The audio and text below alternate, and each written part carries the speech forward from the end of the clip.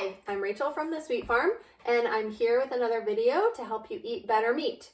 We've got a series of videos on chicken because we sell whole chicken, and a lot of people get a little scared about whole chicken. They're not really sure what to do with it because we're so used to buying pieces of chicken that we need at the grocery store. So whole chicken is such a versatile thing to use for cooking for your family. It's also the best value in terms of when you're purchasing pasture raised or from local farms. So we've got whole chicken.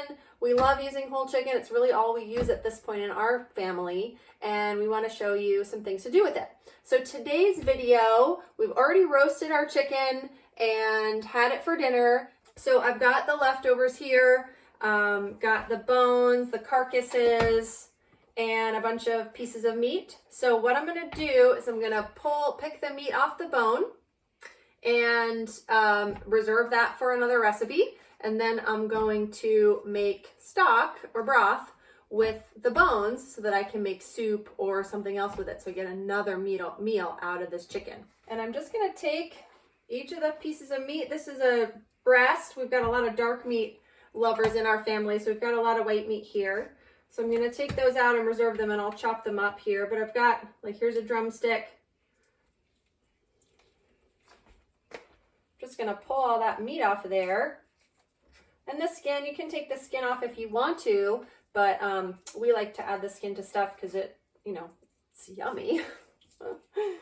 So pull most of the meat off. I'm not going to be like crazy because I don't mind if there's some meat in with the bones for stock. And even when you're eating the whole chicken, if you don't mind from your family to save the bones, even after you, like if somebody ate the drumstick, save the drumstick bone, throw it in a plastic bag. We put all of our onion scraps, carrots, celery, most vegetable scraps, and the meat scraps and bones in a plastic bag in the freezer and reserve them for when the bag's full. Then we go ahead and make stock.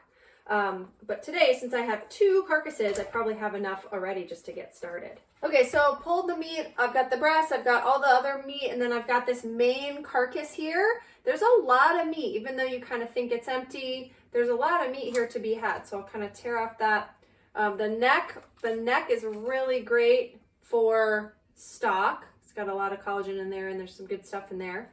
But on the main carcass, don't forget to kind of scoop out under where the wishbone is, because there's a lot of meat hidden in there, and then there's a lot of meat along the bottom side you can pull out here,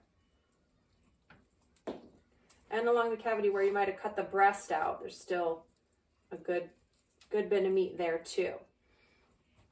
Got our bones and everything, and then we've got this pile of meat that I'm going to chop up and I'm going to save for another recipe. I'm going to make like an Indian curry kind of dish tomorrow night for dinner. So I'm going to use this to make that. So that recipe calls for chicken breast, but who cares? I've got this pile of meat. There's some dark meat. There's white meat in there. I'm just going to use it because I've got it. It's easy. I get another meal out of the leftovers from a roasted chicken.